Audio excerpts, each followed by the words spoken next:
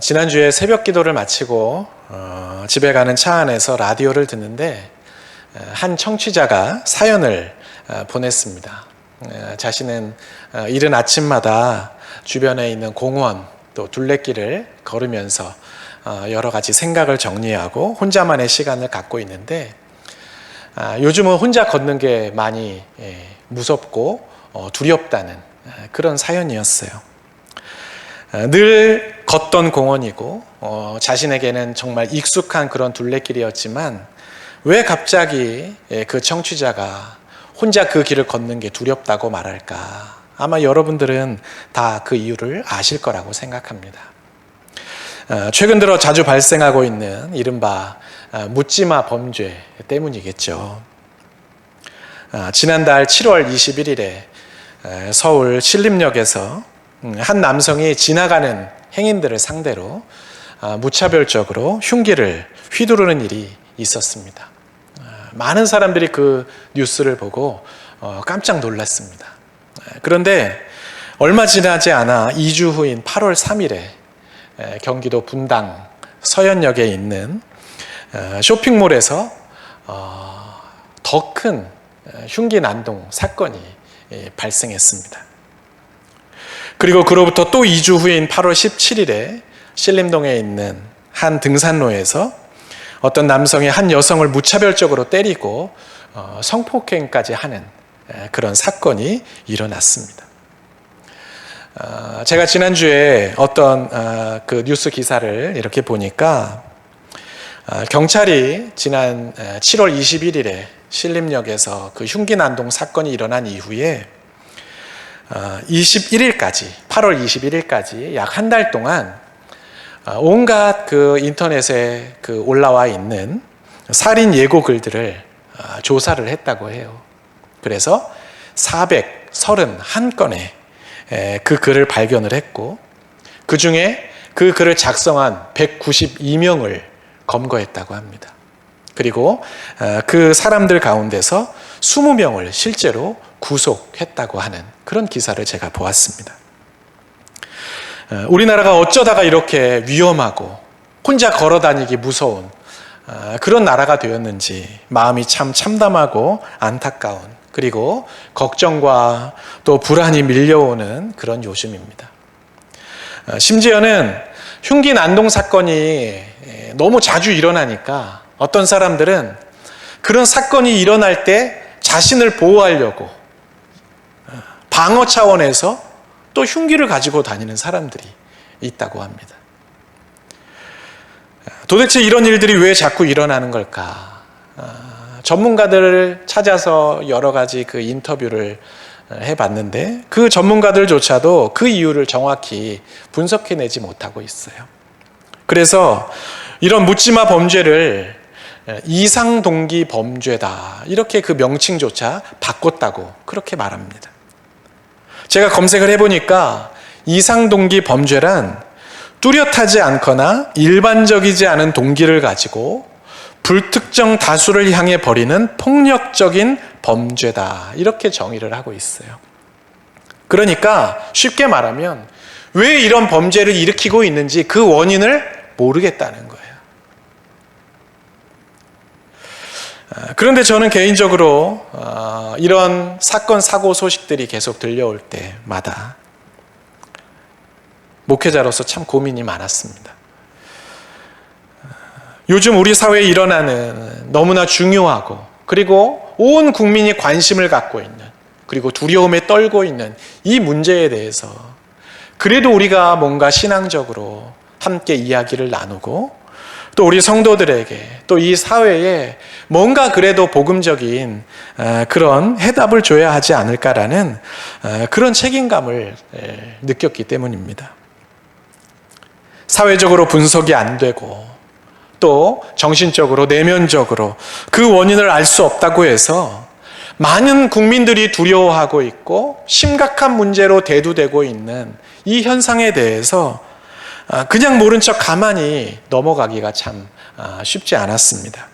그러던 차에 오늘 말씀을 가만히 묵상하다가 이 말씀 속에 우리가 주목하고 기억해야 할 너무나 중요한 답이 있다는 것을 알게 되었습니다. 그래서 오늘 본문을 통해서 여러분과 함께 그 말씀을 함께 나누려고 합니다. 오늘 우리가 함께 읽은 본문 1절은 이스라엘 백성들에게 마실 물이 없었다라는 설명으로 시작하고 있습니다. 하나님께서 이스라엘 백성들에게 만나를 내려주셨죠. 그래서 이스라엘 백성들은 이제 어느 정도 먹고 살 걱정은 하지 않아도 되는 그런 상황 가운데 살게 되었습니다. 그런데 이제 좀 먹고 살게 되었다 싶은 그때에 뜨거운 태양이 내려쬐는 그 광야를 걸어가다가 그들은 그만 목마름, 갈증을 경험하게 되고 말았습니다. 그런데 이 갈증의 문제에 대해서 오늘 이스라엘 백성들이 어떻게 반응하고 어떻게 행동하고 있는지를 우리가 쭉 살펴보다 보면 그 속에서 오늘 이 시대를 살아가는 우리들의 모습을 발견할 수가 있습니다.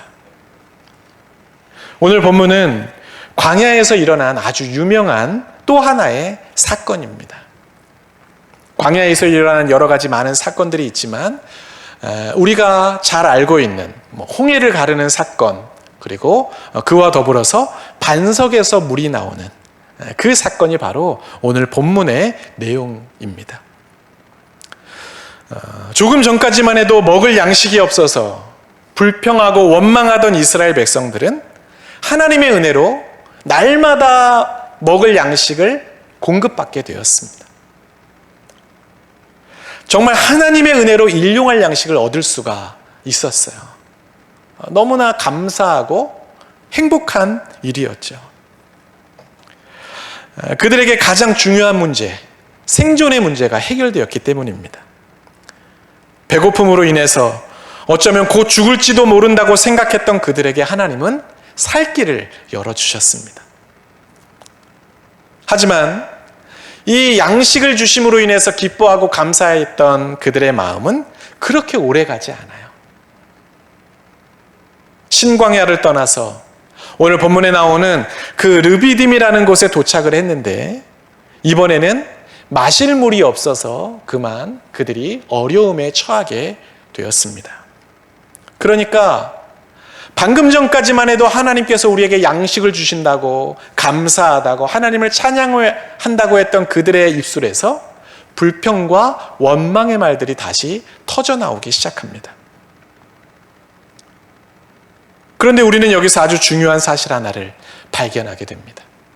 그것은 바로 우리의 삶의 굶주림과 목마름은 누구나 경험하게 되는 필연적인 일이라는 것입니다. 오늘 본문 1절 말씀 제가 한번 읽어보겠습니다. 이스라엘 자손의 온 회중이 여호와의 명령대로 신광야에서 떠나 그 노정대로 행하여 르비딤의 장막을 쳤으나 백성이 마실 물이 없는지라. 이스라엘 백성들이 마실 물이 없었다고 성경은 이야기합니다. 여러분 생각해보면 너무나 당연한 일이죠. 이스라엘 백성들이 지금 걷고 있는 그곳이 어디예요? 광야예요, 광야. 제가 여러분들에게 이 광야에 대해서 수차례 설명을 드렸는데 광야는 어떤 곳이라 그랬어요? 물이 없는 메마른 땅을 광야라고 한다고 했습니다. 뜨거운 햇살이 내리쬐는 황무지 같은 땅, 완전히 다 메말라 있는 땅, 그 땅을 광야라고 해요. 물을 구하기가 어렵고 그래서 나무조차도 그렇게 쉽게 찾아볼 수 없는 그런 곳이 바로 광야입니다.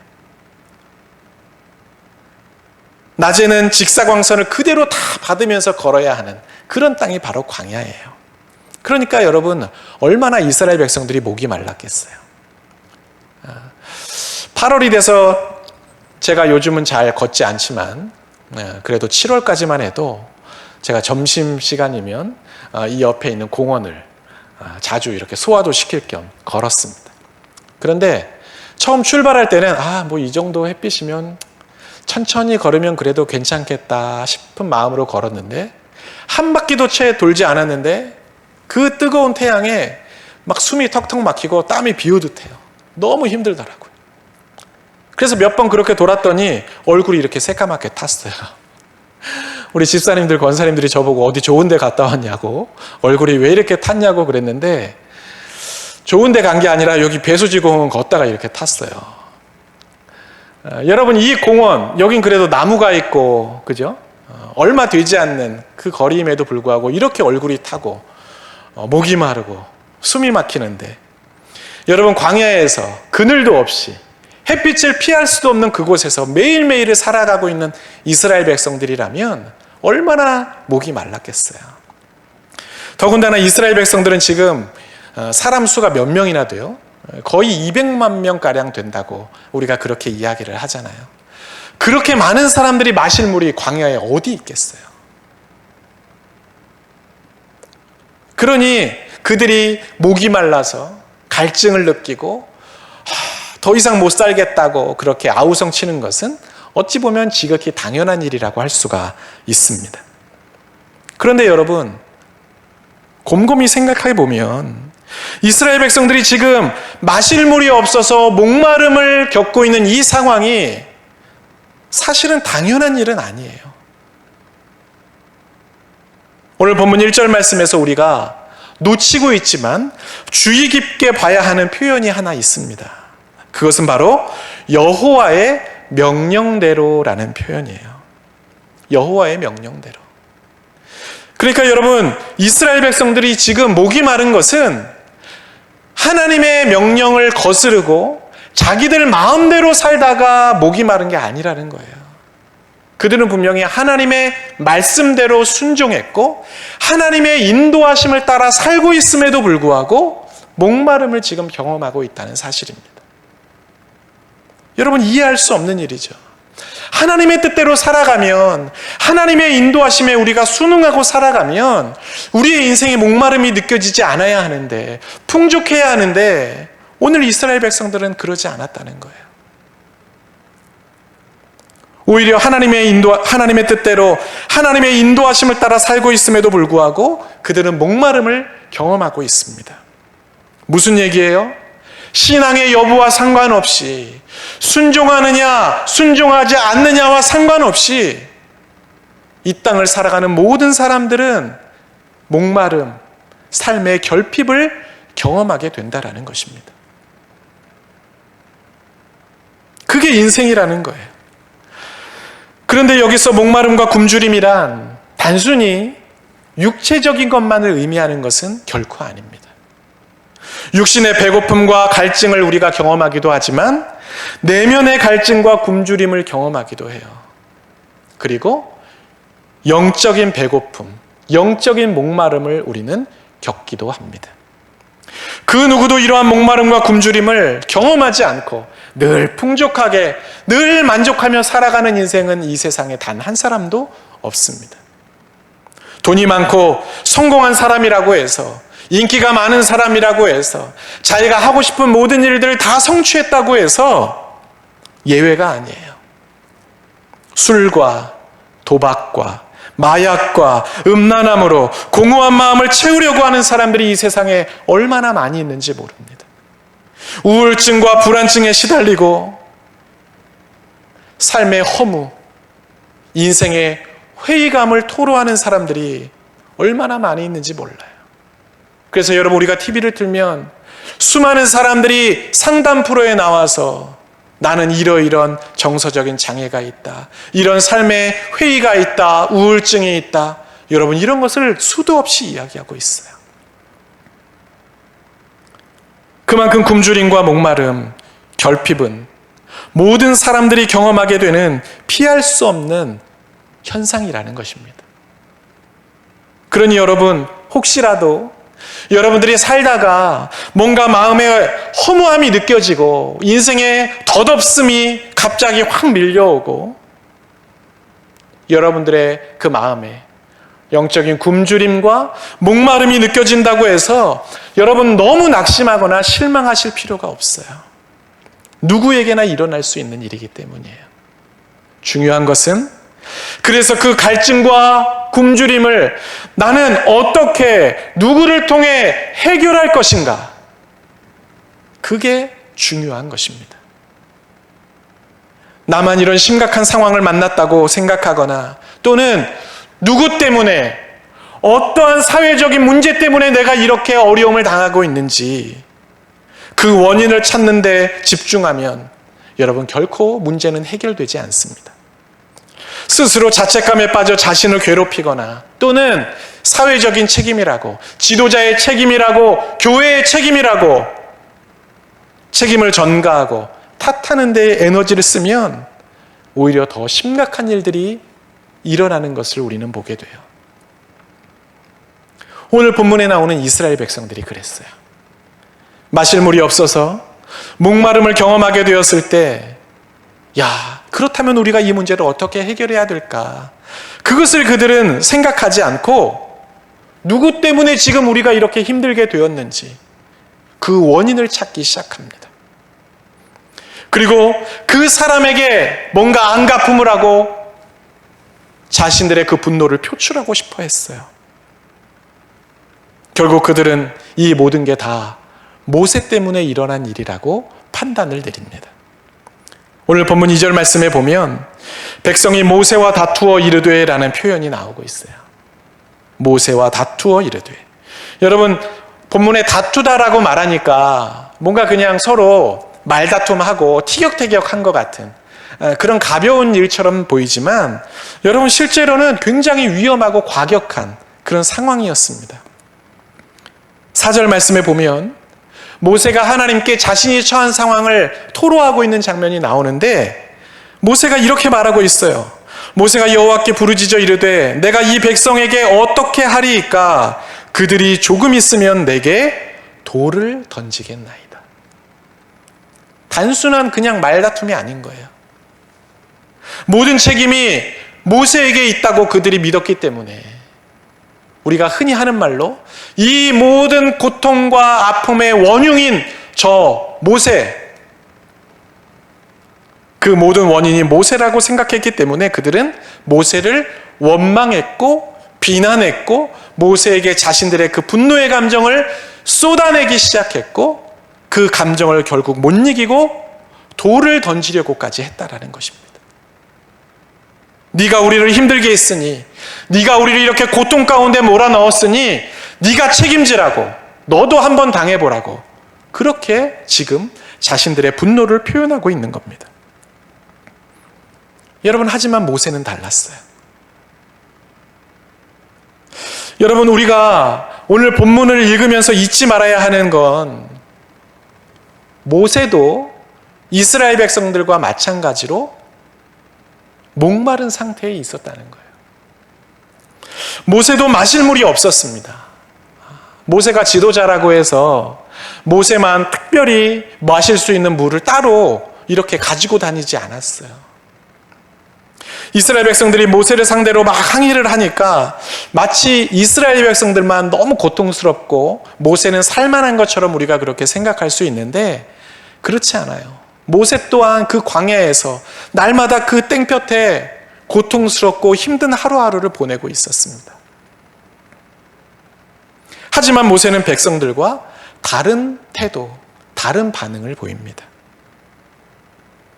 이 갈증의 문제를 가지고 그는 하나님께 나아갑니다. 4절 말씀에 보면 모세가 여호와께 부르짖어 이르되 라고 말하고 있어요. 자신을 탓하고 비난하고 심지어 자기를 죽일 듯이 달려들고 있는 그 백성들에게 이건 내가 벌인 일이 아니라고, 나는 그저 하나님이 시킨 대로 했을 뿐이라고, 나한테 이러지 말라고 자신을 변호하고 변명할 수도 있었지만 모세는 그렇게 하지 않아요. 육신의 목마름, 그리고 이스라엘 백성들로부터 받게 된 상처와 그 아픔, 그것을 가지고 그는 하나님께로 나아갑니다. 이 모든 문제의 해결은 사람에게 있는 것이 아니라 바로 하나님께 있다는 것을 그는 알았기 때문입니다. 그렇게 모세가 자기 자신의 목마름과 상처와 아픔을 가지고 하나님께 나아가 기도하자 이제 하나님께서 그들의 삶에 개입하시기 시작합니다. 본문 5절과 6절 말씀이에요. 여호와께서 모세에게 이르시되 백성 앞을 지나서 이스라엘 장로들을 데리고 나일강을 치던 내 지팡이를 손에 잡고 가라. 내가 호렙산에 있는 그 반석 위 거기서 내 앞에 서리니 너는 그 반석을 치라. 그것에서 물이 나오리니 백성이 마시리라. 메마른 광야 한복판에서 그 누구도 해결할 수 없는 그 문제를 하나님께서 내가 직접 해결해 주겠다고 말씀하고 계시는 장면이에요. 그리고 모세가 그 하나님의 말씀대로 순종했을 때 물 한 방울 보이지 않던 그 광야, 그 반석에서 물이 터져 나오는 기적이 일어났고 이스라엘 백성들의 목마름은 비로소 해결되었습니다. 자신의 결핍, 내 안에 있는 상처, 내가 가지고 있는 삶의 문제를 가지고 하나님께 나아갔더니 있을 수 없는, 절대로 일어날 수 없다고 생각했던 그 반석 메마른 곳에서 물이 터져 나오는 기적을 경험하게 되었다는 것입니다. 여러분, 여기서 우리가 기억해야 하는 중요한 사실은 반석에서 물이 나오고 있다는 거예요. 반석. 여러분, 이 반석이 뭘까요? 성경은 이 반석이 바로 그리스도, 주님이라고 말합니다. 고린도전서 10장 4절 말씀이에요. 다 같은 신령한 음료를 마셨으니 이는 그들을 따르는 신령한 반석으로부터 마셨음에 그 반석은 곧 그리스도시라. 사도 바울은 이스라엘 백성들이 마셨던 이 물이 터져 나온 그 반석은 바로 예수 그리스도라고 그렇게 말합니다. 요약하면 육체적인 갈증, 육체적인 문제이든 영적인 갈증, 영적인 문제이든 우리의 삶의 굶주림과 갈증, 결핍이 일어날 때에 우리가 그것을 가지고 하나님께 나아가면 하나님께서 예수 그리스도를 통해서 우리의 삶의 그 문제를 해결해 주신다라는 거예요. 민수기 20장을 보면 오늘 본문과 너무 흡사한 내용이 나와요. 거기에도 이스라엘 백성들이 광야를 걸어가다가 목말라서 아우성치는 장면이 나옵니다. 모세와 아론에게 또다시 불평하고 따지는 장면이 나와요. 그런데 이때도 모세는 하나님께 엎드려 기도합니다. 하나님, 어떻게 해야 될까요? 하나님, 이 백성들에게 내가 어떻게 해야 될까요? 하나님께서 모세에게 이렇게 하라고 답을 알려주세요. 그런데 여러분, 안타깝게도 민수기 20장에 나오는 모세는 오늘 본문 출애굽기 17장에 나오는 모세의 모습과 조금 달라요. 하나님께서 어떻게 하라고 답을 주셨는데 모세는 오늘 본문과는 다르게 백성들을 향해 혈기를 부리기 시작합니다. 분노하기 시작해요. 민수기 20장에 나오는 말씀이에요. 반역한 너희여 들으라. 우리가 너희를 위하여 이 반석에서 물을 내랴. 모세가 어떻게 했다는 거예요? 하나님이 어떻게 해야 되는지 답을 주셨는데 그럼 그 하나님이 말씀하신 대로 순종만 하면 되는데 백성들의 태도가 너무 괘씸하고 아직까지도 이렇게 나를 공격하는 그 백성들의 모습이 너무 화가 나서 그들에게 분노를 지금 쏟아내고 있는 거예요. 하나님께 기도는 했지만 모세의 감정이 지금 누구를 향하고 있었다는 거예요? 백성들을 향하고 있었다는 거예요. 사람을 향해 있었다는 것입니다. 사람을 향한 감정이 격해지니까 모세는 하나님의 명령대로 순종하지 못했어요. 그래서 결국 어떻게 돼요? 하나님께서 네가 나의 거룩함을 드러내지 못했다고 모세를 책망하시고 모세에게 너는 가나안 땅에 들어가지 못할 거라는 그런 아주 엄중한 벌을 내리십니다.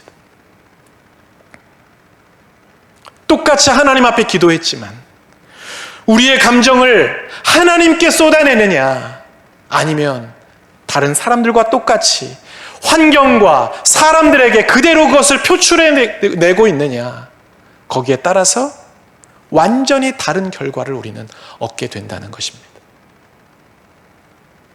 여러분, 시편 기자는 말합니다. 시편 107편 9절 말씀이에요. 그가 사모하는 영혼에게 만족을 주시며 줄인 영혼에게 좋은 것으로 채워주심이로다. 굶주림과 목마름, 상처와 아픔으로 신음하고 있는 우리에게 진정한 만족을 주시는 분은 주님이십니다. 여러분 믿으십니까? 갈증을 느끼고 배고픔을 느끼는 우리의 영혼을 좋은 것으로 채워주시는 분은 오직 주님이세요. 철학자 파스칼은 이렇게 말했습니다. 사람의 마음에는 하나님만이 채우실 수 있는 영혼의 빈자리가 있다. 돈, 권력, 인기, 명예, 지식, 사람들과의 관계, 여러분 이런 것으로 채울 수 없는 우리의 마음, 우리의 영혼의 빈자리가 있다는 거예요. 아무리 돈이 많아도, 아무리 인기가 있어도 그 빈자리가 채워지지 않는다는 겁니다. 사람들은 그 빈자리를 채우려고 저마다 얼마나 열심히 노력하고 애쓰는지 몰라요. 상담을 받기도 하고요, 자기 나름대로 취미 생활을 하기도 합니다. 어떤 사람은 봉사활동을 하고 자선사업을 하는 사람도 있어요. 그러나 그래도 이런 사람들은 그나마 건강한 사람들이에요. 건강하지 못한 사람들은 술에 의지하고 마약에 손을 대기도 하고 도박과 온갖 음란함에 빠지기도 하고 심지어 자살을 하기도 합니다. 그리고 요즘 우리가 뉴스에서 자주 보는 것처럼 불특정 다수를 향해서 자신의 그 분노, 악한 마음을 표출하기도 해요. 그런데 여러분, 그렇게 해서 만족이 얻어지고 그렇게 해서 문제가 해결이 되던가요? 전혀 해결되지 않아요. 오히려 사회적으로 더 많은 문제들이 발생하고 우리는 더 깊이 병들어갈 뿐입니다.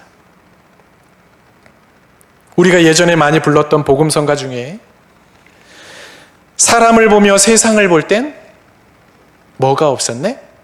만족함이 없었네 라는 그런 찬양이 있어요. 여러분 그 찬양의 다음 가사가 뭐예요? 나의 하나님 그분을 뵐 때 나는 만족하였네. 여러분 우리가 광야 같은 인생을 살다 보면 누구나 목마른 순간을 경험하게 됩니다. 삶에 기본적인 욕구가 있는 모든 인간들은 이 목마름을 필연적으로 경험할 수밖에 없어요.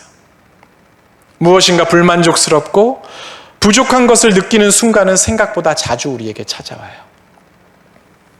이 정도면 괜찮겠다 싶었는데 사실은 그 정도가 채워져도 뭔가 또 아쉽고 더 가졌으면 좋겠고 더 누렸으면 좋겠고 이러한 목마름, 갈증, 결핍이 우리에게 계속 찾아옵니다. 바로 이때 우리는 이스라엘 백성들과 같이 물을 달라고, 너 때문에 우리가 이렇게 힘들게 됐다고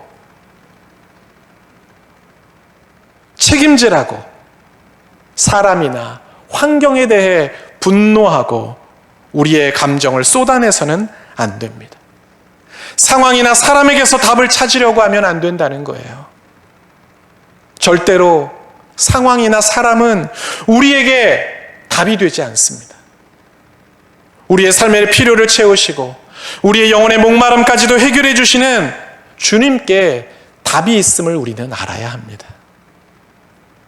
주님 없이 우리의 삶의 필요만 채우면요, 우리는 점점 더 자극적이고 충동적인 그런 만족을 추구하고 싶어져요.